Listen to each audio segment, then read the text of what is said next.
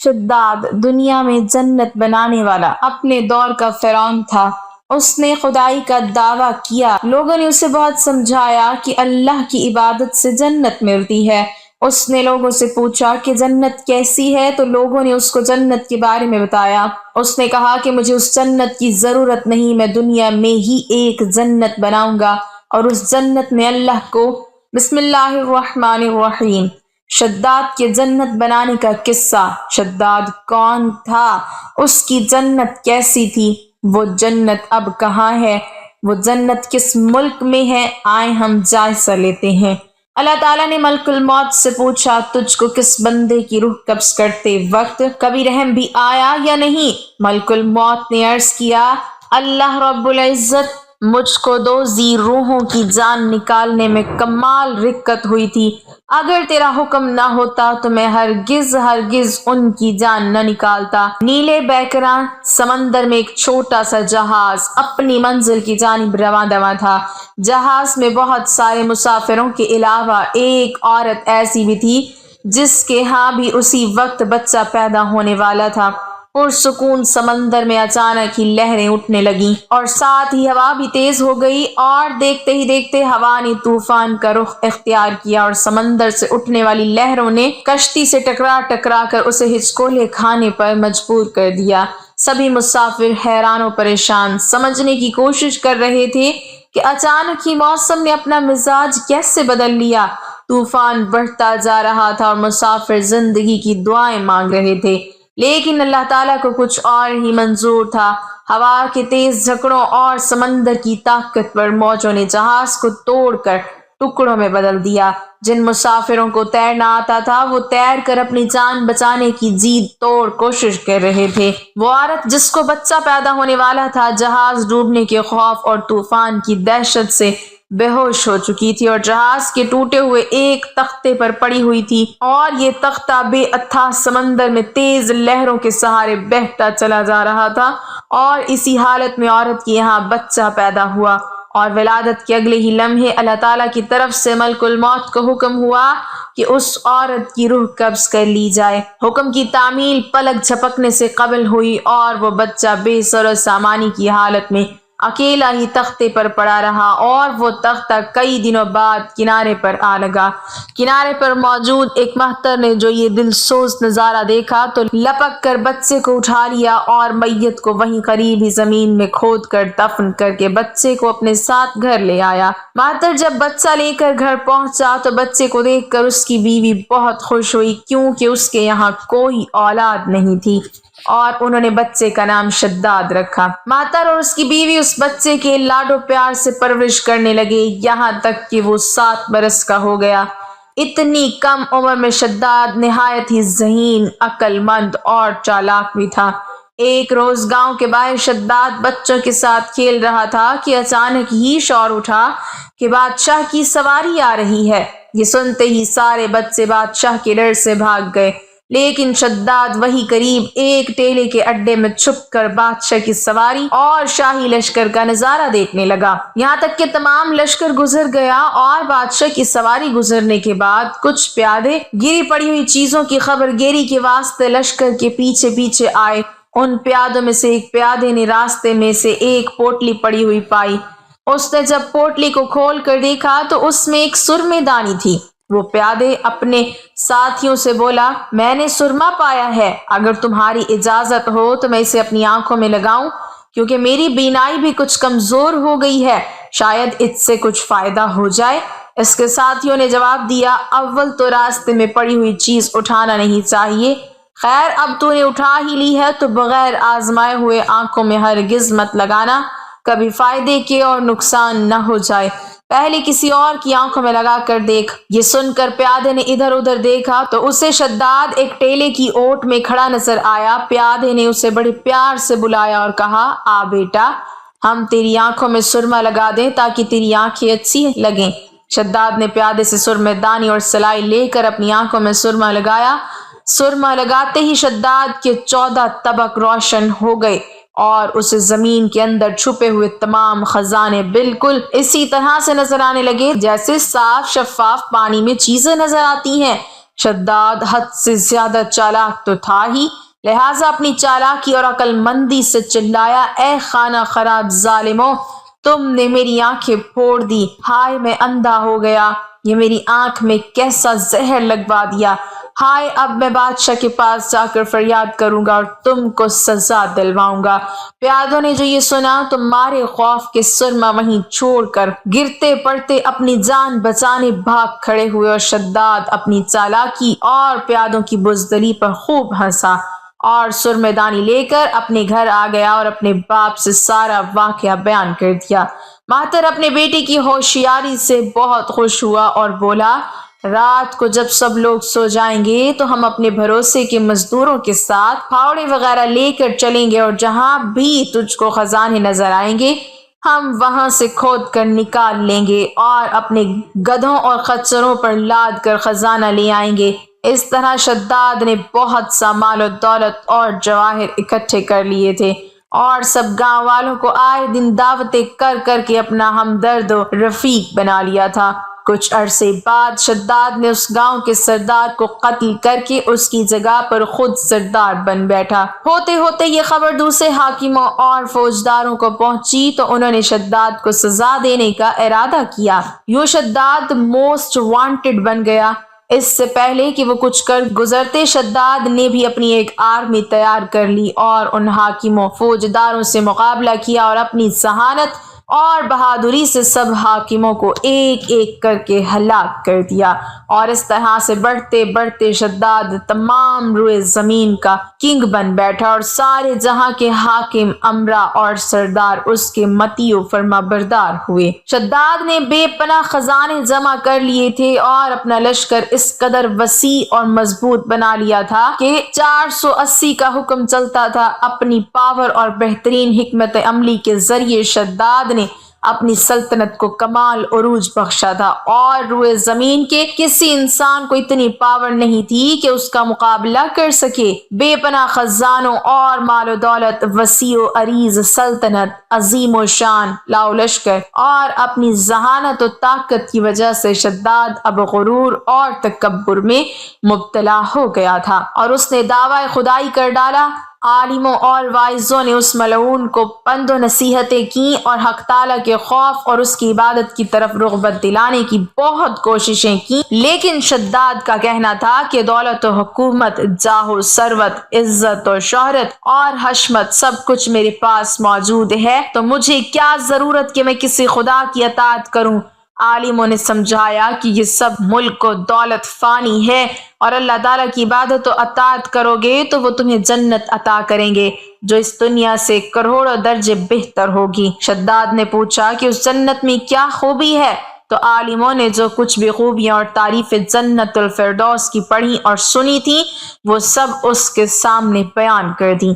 عالموں کی باتیں سن کر شداد نے حقارت سے ہنستے ہوئے جواب دیا، مجھے اس جنت کی کوئی پرواہ نہیں، اور نہ ہی مجھے وہ جنت چاہیے، کیونکہ مجھ میں اتنی طاقت اور قوت ہے کہ میں اس سے بھی اچھی جنت اس دنیا میں بنا سکتا ہوں۔ لہٰذا تمام عالموں، واعظوں اور کو دکھلانے کی خاطر شداد نے اپنی جنت بنانے کا فیصلہ کیا۔ سب سے پہلے اس نے اپنے معتبر سرداروں میں سے 100 آدمیوں کا انتخاب کر کے انہیں جنت بنانے کے لیے نگراں مقرر کیا، اور ہر ایک سردار کے ساتھ 1000 آدمی متعین کیے۔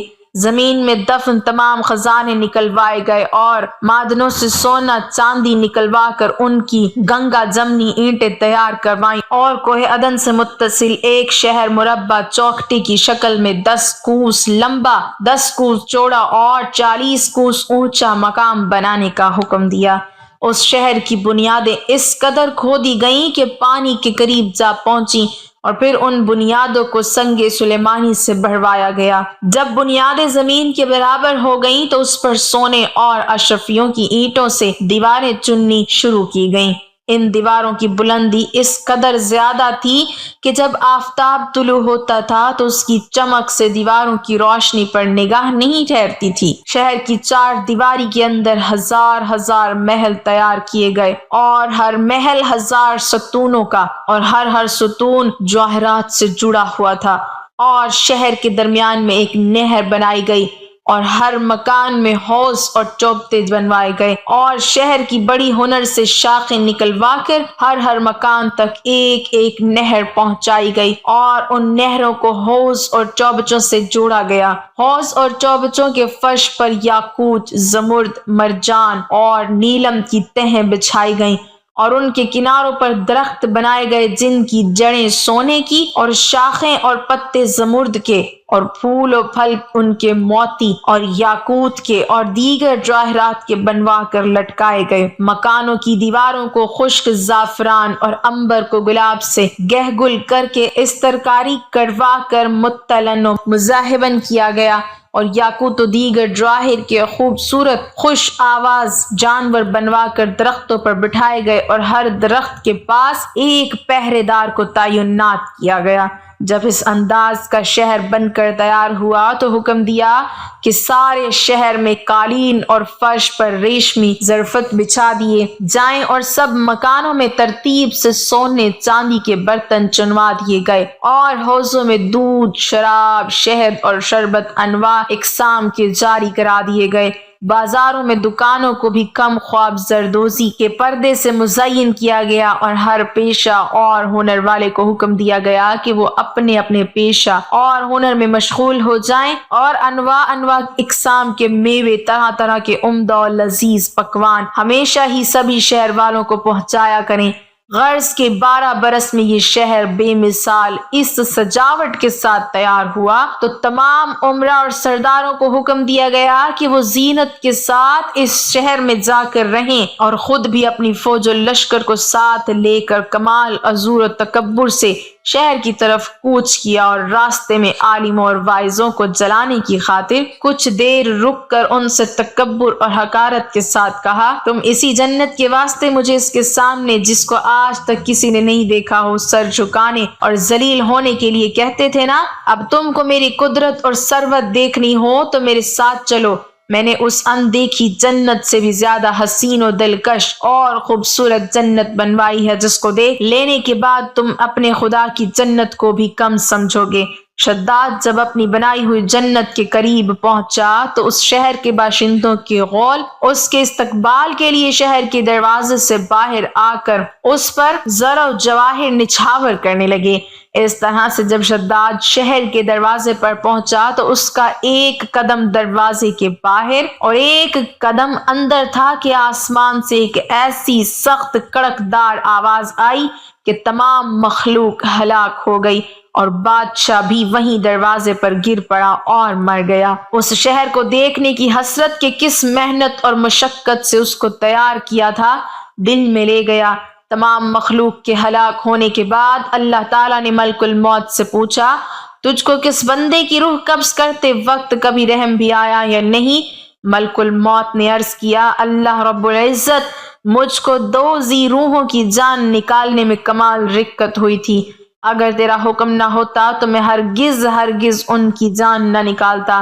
ارشاد ہوا، بتاؤ وہ 2 لوگ کون تھے؟ عرض کیا، ایک تو وہ بچہ تھا جو نیا پیدا تھا اور اپنی ماں کے ساتھ جہاز کے ٹوٹے ہوئے تختے پر بے سر و سامانی کی حالت میں بحر بیکرا میں تیرتا جا رہا تھا۔ اس وقت اس بچے کا واحد سہارا تمام کائنات میں اس کی ماں تھی، تو مجھے حکم ہوا کہ اس کی ماں کی روح قبض کر لے۔